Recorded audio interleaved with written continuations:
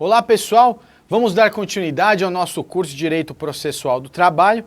Nessa aula nós vamos começar aqui um novo tema, um tema muito importante, sair um pouquinho ali da fase cognitiva do processo, né? Processo de conhecimento, a fase de conhecimento, então nós já passamos por essa fase, qual seja, não é? Como é que era essa fase?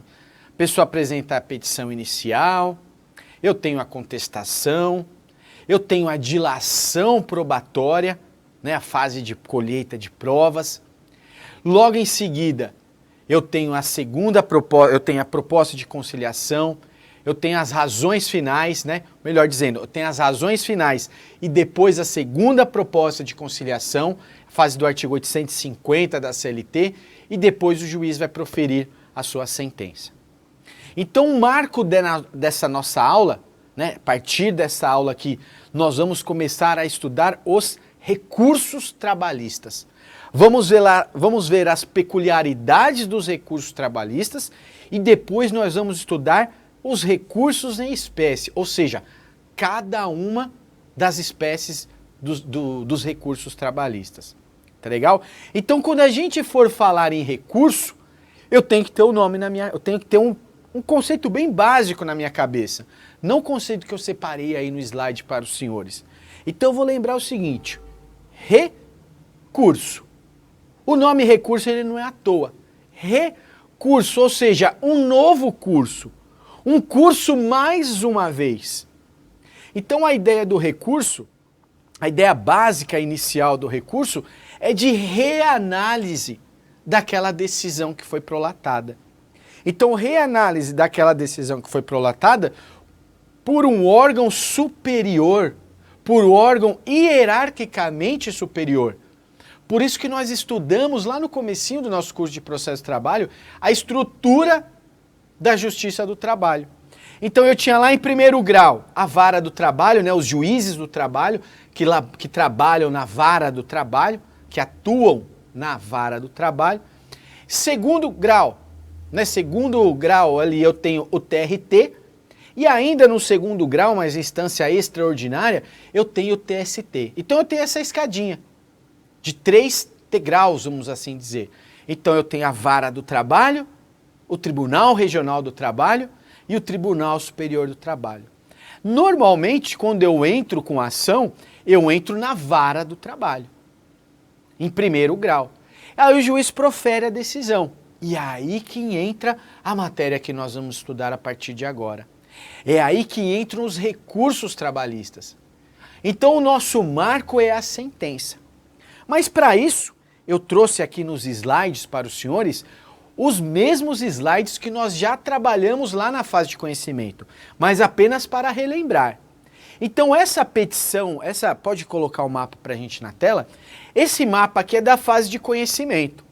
Essa petição inicial, ela foi apresentada na vara do trabalho, em primeiro grau, primeira instância. Aí lá eu tinha audiência, na audiência a possibilidade ou não de acordo, aí a gente estudou que se tivesse acordo só ação rescisória.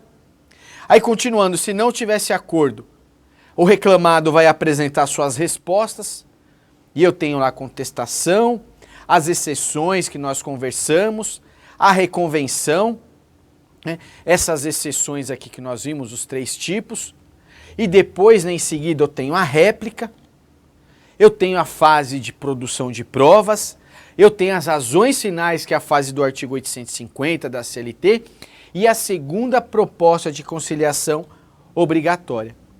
Depois dessa segunda proposta de conciliação, que é obrigatória, se não tiver o acordo, o que o juiz vai fazer?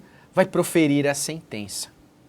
E o nosso marco, então, aqui em recursos, vai ser, né, a princípio, assim, é lógico que existem algumas exceções, como nós já falamos lá da decisão interlocutória terminativa de feito, que ela poderia ser impugnada, né, imediatamente, como era o caso lá da exceção de competência territorial.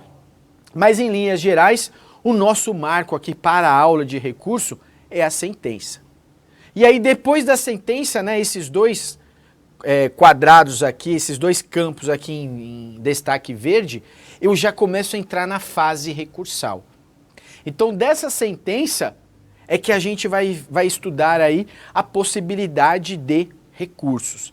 Então, a partir da sentença aqui, nesses quadrados verdes, é que eu tenho a fase recursal. Então, nós vamos estudar a partir de agora justamente essa fase recursal. Quais são as peculiaridades e depois nós vamos estudar cada recurso em si. Porque olha só, dando continuidade aí, aqui já é novidade. Então até ali a gente já sabia.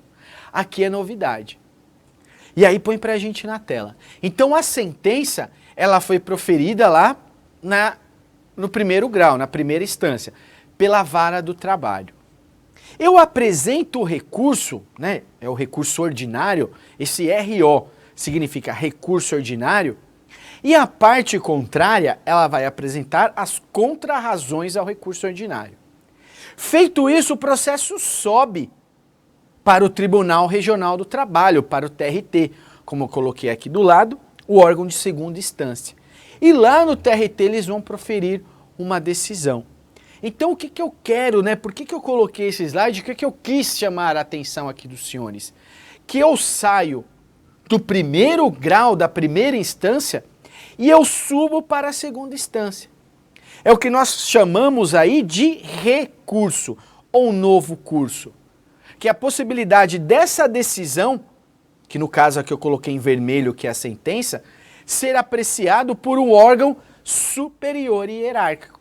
Que no caso aqui da Justiça do Trabalho, é o Tribunal Regional do Trabalho, é o TRT, órgão de segunda instância. Eles vão analisar o meu recurso, junto com a resposta ao meu recurso, que são as contrarrazões ao recurso ordinário. Eu apresento o recurso, a parte contrária apresentou as contrarrazões, como se fosse, né, uma contestação ao recurso, e o recurso sobe para o TRT profere uma decisão, que é chamada de acórdão. Então essa é a ideia básica de recurso. Então eu tenho que ter bem em mente que ele é apresentado na primeira instância e ele vai subir para a segunda instância apresentar. Em linhas gerais. Mas quando for diferente ou tiver alguma peculiaridade, eu vou explicar, eu vou colocar, eu vou fazer questão de colocar para os senhores. Tá legal? Então, a partir de agora, vamos estudar os recursos trabalhistas. Como eu disse para os senhores, o nosso marco aqui é a sentença. Como eu falo que o nosso marco é a sentença, eu tenho que saber o que é a sentença. Eu tenho que lembrar, então, do conceito de sentença. E onde está o conceito de sentença? Está no artigo 203, parágrafo 1º do Código de Processo Civil de 2015. Então, olha aí o que diz o caput do artigo 203 do CPC de 2015. Os pronunciamentos do juiz consistirão em sentenças, decisões interlocutórias e despacho. Venha aqui comigo antes da gente ler o parágrafo. Antes da gente ler o parágrafo primeiro, que traz o conceito de sentença. Vamos começar por trás aqui, pelo último conceito. O que vem a ser despacho? Despacho é o conteúdo, é o ato do juiz, é o pronunciamento do juiz que não tem conteúdo decisório. O juiz não decide nada. Nenhuma das partes sofre prejuízo. Isso eu chamo de despacho. Algumas pessoas chamam de despacho de mero expediente, mas o correto é despacho. Então, se o juiz falou alguma coisa no processo, se o juiz se pronunciou de alguma forma e não decidiu nada, não teve prejuízo para nenhuma parte, é despacho. Os despachos, eles não admitem recurso, justamente porque eles não possuem conteúdo decisório. Então, o que é despacho, beleza. O que é decisão interlocutória? O que é decisão interlocutória? Para eu responder o que é decisão interlocutória, eu tenho que lembrar o que é sentença, porque uma vai excluir a outra. E aí sim eu coloquei aqui no slide o parágrafo 1º, que traz para a gente o conceito de sentença. Então olha lá. Ressalvadas as disposições expressas dos procedimentos especiais, sentença é o pronunciamento do juiz, por meio do qual o juiz, com fundamento nos artigos 485 e 487, ou seja, resolução do processo com julgamento do mérito ou sem resolução do mérito, põe fim à fase cognitiva do procedimento comum, bem como extingue a execução. Então, o que é sentença, pessoal? É o pronunciamento do juiz que põe fim à fase cognitiva, ou seja, à fase de conhecimento. Se o juiz põe fim à fase de conhecimento, resolvendo ou não o mérito, é uma sentença. E também é sentença o pronunciamento do juiz que extingue a execução. A execução a gente vai estudar depois. Então notem aqui, o que é sentença? É o ato do juiz que, com ou sem resolução do mérito, põe fim à fase de conhecimento do processo ou põe fim à sentença. Ou põe fim, desculpa, à execução. Isso é sentença. O que sobrou então? Sobrou a decisão interlocutória, que é o que eu tinha deixado. Então a decisão interlocutória, para quem tiver interesse aí, é o parágrafo 2º do artigo 203 do CPC, mas em outras palavras, as decisões interlocutórias correspondem ao pronunciamento do juiz que decide alguma questão, mas não coloca fim à fase de conhecimento ou à execução. Então o conceito lá do parágrafo 2º, ele vai por exclusão. Porque quando não é sentença, é decisão interlocutória. Ou seja, se o juiz não botou fim ao processo de conhecimento, à fase de conhecimento, é decisão interlocutória. Então qualquer decisão do juiz no curso do processo, da fase de conhecimento, é uma decisão interlocutória. Qualquer coisa que o juiz decidir que ele não coloque fim à fase de conhecimento, é uma decisão interlocutória. Por que é importante a gente já fazer essa distinção aqui? Porque tem uma peculiaridade do recurso trabalhista, e nós já, de alguma forma, nós já falamos, que é a irrecorribilidade das decisões interlocutórias de imediato. Então eu tenho que saber qual é o ato que eu posso impugnar, qual o pronunciamento do juiz que eu posso impugnar. Porque se for uma decisão interlocutória, em regra eu não posso recorrer. Mas daqui a pouquinho a gente volta nesse detalhe, tá legal? Então sentença eu já sei, que é o ato do juiz, é o pronunciamento do juiz, que coloca fim à fase de conhecimento ou que coloca fim à fase de execução, extinguindo o processo com ou sem resolução do mérito. Legal? Continuando então, vamos ver aqui um conceito do professor Moacir Amaral dos Santos, né, do ilustre jurista Moacir Amaral dos Santos. Ele fala que recurso é o poder de provocar o reexame de uma decisão pela mesma autoridade judiciária ou por outra hierarquicamente superior, visando a obter a sua reforma ou modificação. A única coisa que tem aqui um pouquinho diferente do que eu falei para vocês foi que eu vou provocar esse reexame pela mesma autoridade ou por outra autoridade. Quando nós estivermos estudando os embargos de declaração, que é um tipo de recurso, a gente vai lembrar melhor dessa parte aqui da mesma autoridade. Porque os embargos de declaração são decididos pela mesma autoridade. Regra geral não, vai sempre para a autoridade superior competente, como nós vimos ali naquele esquema que eu coloquei para vocês. Tá legal? Continuando aí já entrando dentro dos recursos trabalhistas, eu tenho que lembrar das peculiaridades dos recursos trabalhistas. São peculiaridades que são aplicadas apenas para os recursos de natureza trabalhista. Não estou falando aqui do processo civil. Então a primeira peculiaridade é a irrecorribilidade imediata das decisões interlocutórias. É o que a gente estava falando agora aqui. As decisões interlocutórias são irrecorríveis de imediato. Artigo 893, parágrafo 1º da CLT. Qual que é a regrinha aqui então? Eu sei, por meio do artigo 893, parágrafo 1º da CLT, que as decisões interlocutórias não ensejam interposição de recurso imediato. Então eu estou lá no curso do processo, que é o que a gente viu que é decisão interlocutória. Estou lá no curso do processo. O juiz decidiu uma coisa. O juiz decidiu uma coisa, X. Eu posso recorrer em regra, eu não posso recorrer. Por quê? Porque o artigo 893, parágrafo 1º, ele veda. Ele fala o seguinte: as decisões interlocutórias são irrecorríveis de imediato. Se elas são irrecorríveis de imediato, ou seja, eu não posso imediatamente apresentar um recurso, significa que eu posso apresentar o recurso mediato. Recurso mediato é aquele que é apresentado depois, não de forma imediata. E qual que é esse momento posterior? Qual que é esse depois que eu posso apresentar o meu recurso daquela decisão interlocutória? Então, proferida a decisão interlocutória, em regra, eu não posso recorrer. Eu só posso recorrer, em regra, na Justiça do Trabalho, de sentença. Porque despacho eu não posso recorrer, nós vimos que são 3 atos do juiz, 3 pronunciamentos.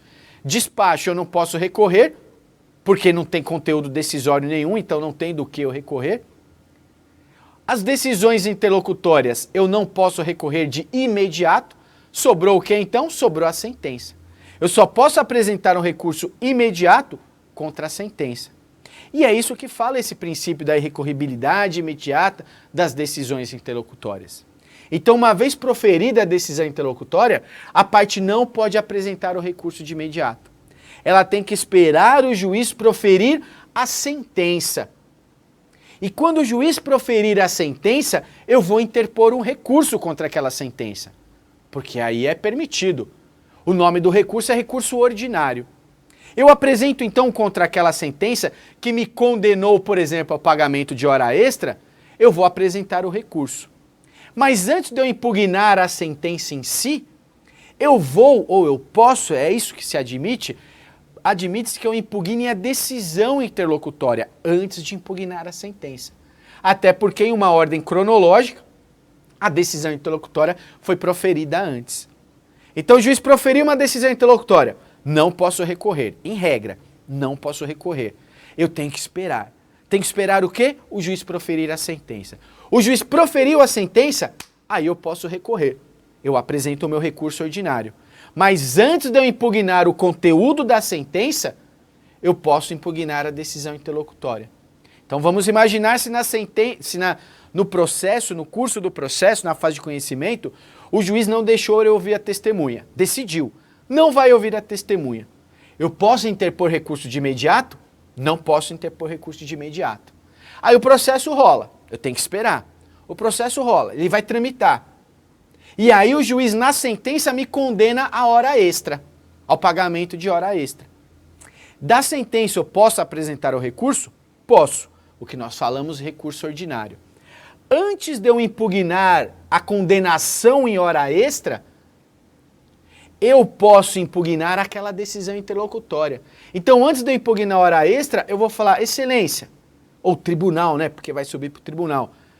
Eu tinha direito a ouvir uma testemunha e o juiz não deixou. Então, antes de impugnar o conteúdo da sentença, eu vou impugnar a decisão interlocutória. É isso que fala a regrinha do artigo 893, parágrafo 1º da CLT. Aqui no slide seguinte, eu coloquei para os senhores o conceito de decisão interlocutória do CPC de 2015. Olha lá o que é então a decisão interlocutória. Decisão interlocutória é todo pronunciamento judicial de natureza decisória que não se enquadre no parágrafo 1º, ou seja, que não é sentença. Então é toda decisão do juiz, né, todo pronunciamento que tem uma natureza decisória, então é toda decisão do juiz que não se enquadre como sentença. Por isso que nós falamos, qualquer decisão do juiz no curso do processo é uma decisão interlocutória. E é isso que eu não posso recorrer. Legal? Continuando então em peculiaridades, nós já vimos a primeira mais importante. Irrecorribilidade imediata das decisões interlocutórias. A minha segunda peculiaridade dos recursos trabalhistas é o efeito devolutivo. O efeito devolutivo, o que ele fala? Os recursos do processo de trabalho são dotados unicamente, em regra, de efeito devolutivo. Daqui a pouquinho, né, eu separei aí para os senhores, nós vamos estudar os efeitos de forma geral dos recursos, mas já vou adiantar aqui o que é o efeito devolutivo.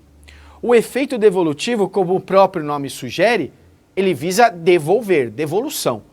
Ele devolve o quê? Ele devolve a matéria que eu impugnei, a matéria que eu fiz no meu recurso, ela é devolvida para um outro órgão julgar.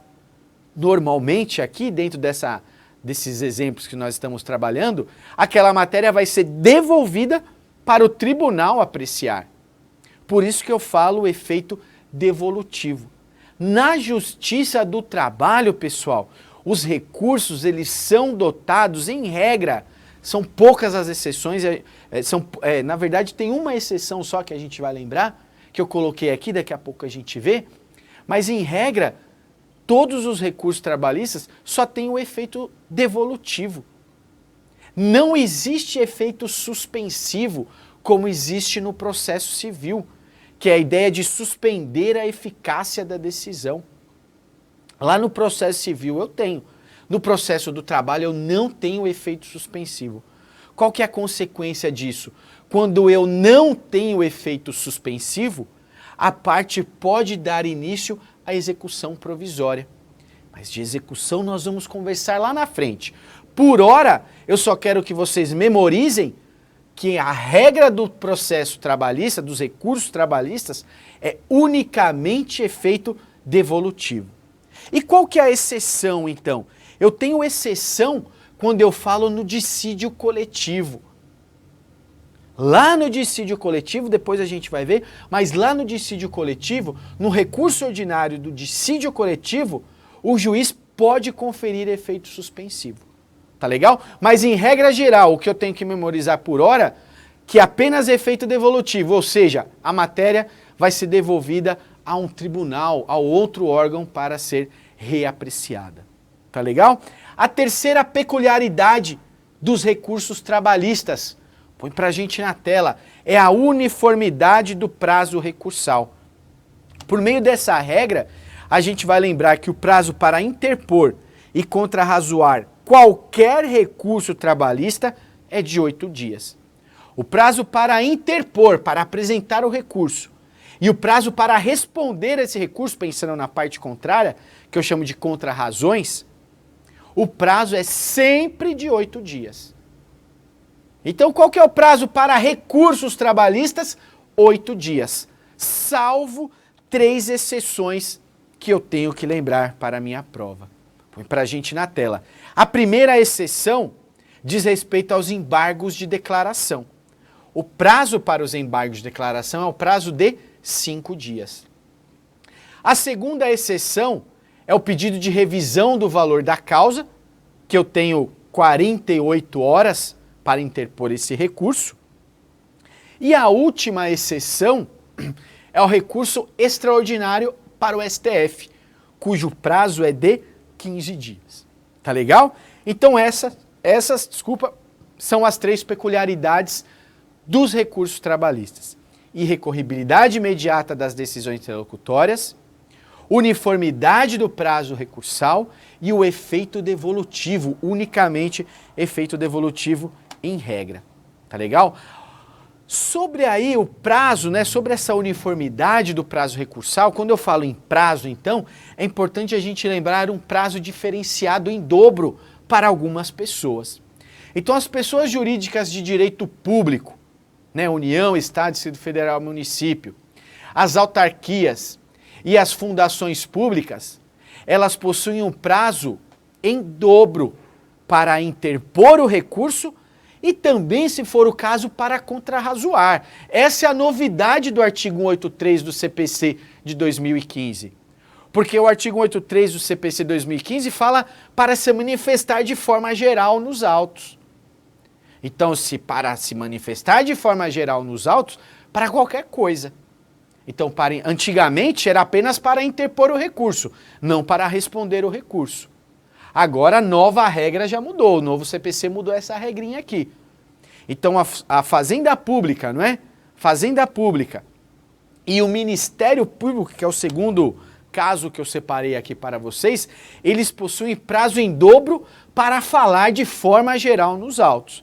Então, Fazenda Pública, artigo 183 do CPC de 2015, e o Ministério Público do Trabalho, artigo 180 do CPC de 2015. Eles possuem prazo em dobro para falar de forma geral nos autos, inclusive recorrer e apresentar as contrarrazões. Tá legal? Dentro dessa temática, o que é importante eu lembrar, e eu chamei a atenção aí dos senhores, para as empresas públicas e sociedade de economia mista. As empresas públicas e as sociedades de economia mista, elas não possuem essa prerrogativa, não possuem esse benefício do prazo em dobro. Tá legal? Agora, uma coisa que eu tenho que lembrar, que é, até coloquei aqui dois pontos de exclamação. Por quê? A regra do Correio. Porque o Correio é uma empresa pública. É uma empresa pública, mas que se beneficia, no caso aqui desse prazo da Fazenda Pública.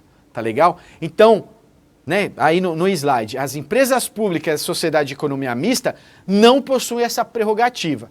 No entanto, para os Correios, é aplicável essa regrinha do prazo em dobro. Tá legal? Não se esqueçam, não caiam na pegadinha aí do Correio. Os Correios, de forma geral, eles possuem aqui as prerrogativas da Fazenda Pública. Tá legal?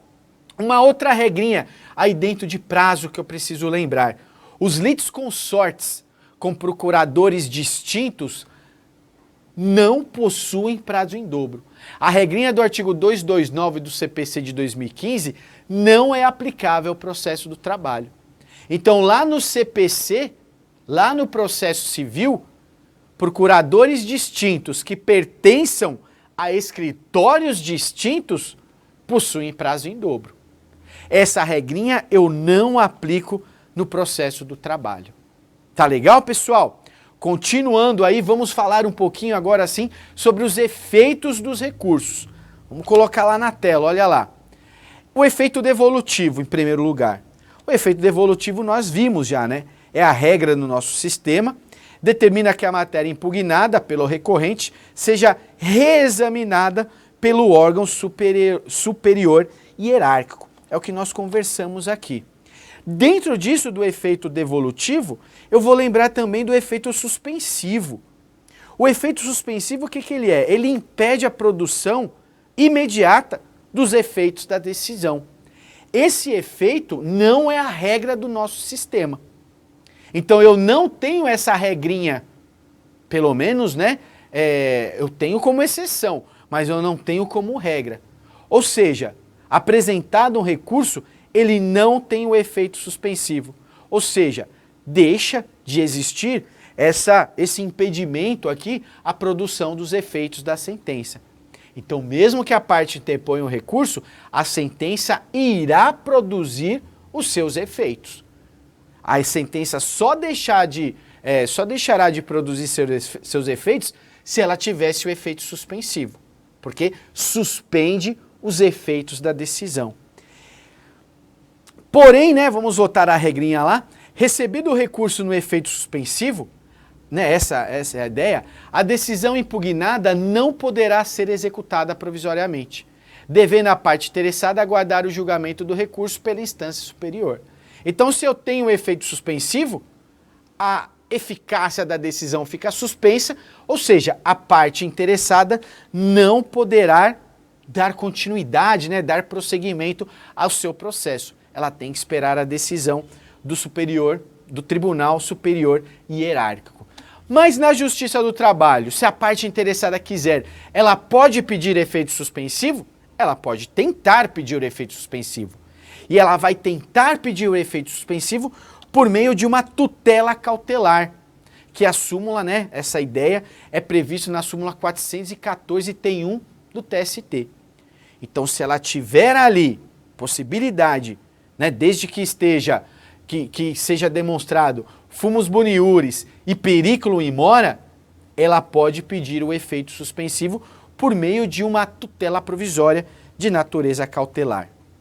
E aí a exceção à regra, ou seja, quando o recurso já tem o efeito suspensivo, eu coloquei aqui no slide como exceção para vocês, é o recurso ordinário interposto contra a sentença normativa, que é lá no dissídio coletivo.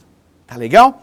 Continuando mais um efeito aqui, o efeito bem prático, né, bem fácil de lembrar, é o efeito substitutivo. O efeito substitutivo ensina que a decisão proferida no acórdão prolatado pelo tribunal hierarquicamente superior substituirá a decisão dada na instância inferior. Então, substitutivo aqui, tranquilo. Eu entrei, né, tenho uma sentença na vara do trabalho primeiro grau, eu entrei com o recurso para o segundo grau, para o TRT. A decisão do tribunal que se chama acórdão, ela irá substituir, por isso o efeito substitutivo, ela irá substituir aquela decisão de primeiro grau. Ela irá substituir a sentença. Tá legal? Um outro efeito que eu tenho ainda dos recursos é o efeito translativo. O que diz esse efeito translativo? O efeito translativo consiste na possibilidade do tribunal conhecer de matérias de ordem pública não invocadas pelo recorrente no corpo do seu recurso. Então, algumas matérias, né, essas matérias de ordem pública, mesmo que se não invocadas, mesmo que se não impugnadas pelo recorrente no corpo do seu recurso, o tribunal ele pode conhecer, ele pode falar, inclusive, de ofício. Por quê? Porque é uma matéria de ordem pública. Como, por exemplo, a competência material. Então, se eu entrei com divórcio, né, aquele velho exemplo, na Justiça do Trabalho, ninguém falou nada, o Tribunal Superior ele pode, de ofício, né, esse é o efeito translativo, falar daquela matéria independente das partes terem alegado. Tá legal? Coloquei aqui o exemplo e competência absoluta. Para continuar aí, a gente vai falar do efeito regressivo. Esse é importante, que é o juízo de retratação. O efeito regressivo consiste na possibilidade de o próprio órgão que prolatou a decisão se retratar. É a aplicação aqui do artigo 331 do CPC de 2015 ao processo do trabalho. Então, qual que é a ideia aqui? A parte ingressa com uma ação, uma petição inicial. O juiz indefere de plano essa petição inicial. Nem intima a outra parte para nada, indeferiu de plano. O que o juiz pode fazer melhor, a parte pode fazer? O juiz indeferiu de plano a petição inicial, a parte recorre. Quando a parte recorrer, o juiz de posse desse recurso, ele pode se retratar. Ele pode se retratar e falar o seguinte: não, essa decisão aqui, eu estou voltando atrás, vamos dar prosseguimento ao processo. Vamos dar prosseguimento ao julgamento aí dessa petição inicial. Tá legal? Para fechar essa nossa aula então, pessoal, vamos analisar uma questão abordada aqui nesse tema, nessa aula. Vamos lá. Dispõe a legislação competente que no caso de indeferimento da petição inicial, o autor poderá recorrer, sendo facultado ao juiz no prazo legal reformar a decisão. Nesse caso, no tocante aos efeitos dos recursos, esta possibilidade de reformar a decisão pelo magistrado trata-se especificamente do efeito, e aqui eu tenho as opções. Opção A, regressivo, é justamente essa opção, né? O efeito que a gente acabou de estudar. O efeito substitutivo não, porque a gente viu o que é o efeito substitutivo. O efeito translativo também não, né? Aquela ideia lá das matérias de ordem pública, não é essa a questão. O efeito devolutivo é aquele simples, né? Que só a matéria sobe para o tribunal. E esse de processamento subjetivo, que não é um efeito peculiar de nenhum recurso. Então, opção correta, nosso gabarito está aqui. Opção A, efeito regressivo. E o fundamento legal é a aplicação do artigo 331 do CPC de 2015. Beleza, pessoal? Chegamos aí ao final dessa aula. É uma aula corrida, mas é um tema muito legal. Aguardo os senhores na nossa próxima aula de recursos trabalhistas de processo trabalho. Um forte abraço e até daqui a pouco.